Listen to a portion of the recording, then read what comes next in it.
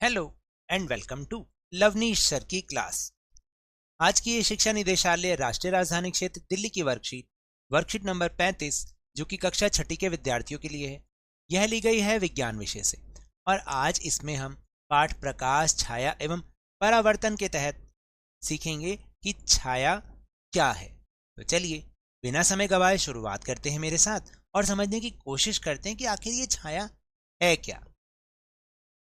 एक छाया वास्तव में सिर्फ एक स्थान या क्षेत्र है जहां कोई प्रकाश नहीं है, क्योंकि एक अपारदर्शी वस्तु प्रकाश किरणों को रोक रही है। यानी कहने का मतलब है कि छाया एक स्थान या क्षेत्र, वो क्षेत्र या स्थान होती है जहां पर कोई प्रकाश नहीं पहुंच पाता, क्योंकि कोई ना कोई अपारदर्शी वस्तु प्रकाश के मार्ग में आ जाती है और किरणों को रोक लेती है, जिससे वहां पर अंधेरा हो जाता है और छाया बनती है। तो चलिए आगे जानते हैं कि आखिर छाया कैसे बनती है। छाया का बनना। एक छाया तब बनती है जब कोई अपारदर्शी वस्तु प्रकाश के मार्ग में आती है, जैसा कि मैंने अभी अभी आपको बताया। दूसरा, एक छाया को एक पर्दे की आवश्यकता होती है। जहां यह बनती है, उदाहरण के लिए कमरे की जमीन या दीवारें, यहां तक कि इमारतों की सतह। यानी कहने का मतलब है छाया वहीं बनेगी जहां पर कुछ ना कुछ एक पर्दा या सतह होगी, तभी छाया बनेगी। जैसे उदाहरण के तौर पर अभी हमने बात की, कमरे की जमीन हो वहां पे छाया बनेगी, या दीवार पे बनेगी, या इमारतों की जो सतह होती है उस पर छाया बनेगी। फिर तीसरी बात है कि छाया हमें विभिन्न वस्तुओं के आकार के बारे में बताती है, या यह हमें विभिन्न वस्तुओं के आकार के बारे में कई बार गुमराह भी कर सकती है। जैसे अगर आप शंकु की छाया देखेंगे पर्दे पर तो वो त्रिकोण नजर आएगी, जबकि है तो वो शंकु।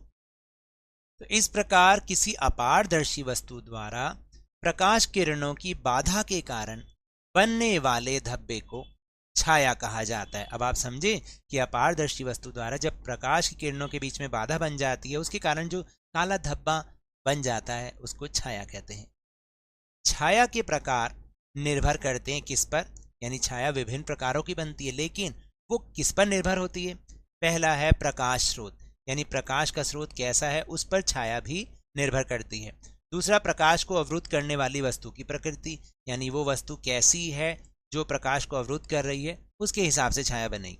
और तीसरी बात, प्रकाश स्रोत, वस्तु और सतह जहाँ छाया बननी है उसके बीच की दूरी, यानी प्रकाश स्रोत और वस्तु के बीच, ठीक है, और जहाँ सतह जिस पर छाया बननी है तो उनके बीच की दूरी भी इस पर भी छाया का प्रकार निर्भर करता है। जैसे सुबह यानी अर्ली मॉर्निंग या दोपहर को आप अपनी छाया को हमेशा लंबी देखते हैं, लेकिन दोपहर के समय जब सूर्य आपके सिर के ठीक ऊपर होता है तो बनने वाली छाया प्रकृति में छोटी होगी और काली होती है। चलिए अब अभ्यास करते हैं। पहला प्रश्न है, छाया क्या है? तो किसी अपारदर्शी वस्तु द्वारा प्रकाश किरणों की बाधा के कारण बनने वाले काले धब्बे को हम छाया कहते हैं। दूसरा प्रश्न है कि छाया कैसे बनती है? तो एक छाया तब बनती है जब कोई अपारदर्शी वस्तु प्रकाश के मार्ग में आती है। और तीसरा प्रश्न, किसी वस्तु के बारे में छाया क्या सूचना देती है? छाया हमें विभिन्न वस्तुओं के आकार के बारे में बताती है, या ये हमें विभिन्न वस्तुओं के आकार के बारे में गुमराह भी कर सकती है, जैसा मैंने ऊपर भी बताया था। जैसे शंकु की छाया पर्दे पर त्रिकोण यानी त्रिभुजाकार दिखती है, तो इस तरह आकार के बारे में बताती है, लेकिन कई बार आकार के बारे में सही जानकारी नहीं भी देती है। तो ये तो थी आज की वर्कशीट। अगर मेरे इस तरह समझाने से अब आपको समझ में आने लगा है तो इस चैनल और वीडियो को लाइक कीजिए, शेयर कीजिए, और अगर आप नए हैं तो सब्सक्राइब भी कर लीजिए। और टेलीग्राम ऐप पर हमारा चैनल लवनीश सर की क्लास, जिसका लिंक आपको इसी वीडियो के डिस्क्रिप्शन बॉक्स में मिल जाएगा, उसे ज्वाइन करना ना भूलें। और जब भी आपकी बारी आए कोरोना का टीकाकरण जरूर करवाएं। बाहर निकलते समय मास्क अवश्य लगाएं, क्योंकि कोरोना को हराना है और जिंदगी को एक बार फिर से सुहाना बनाना है। इसी उम्मीद के साथ बहुत बहुत धन्यवाद।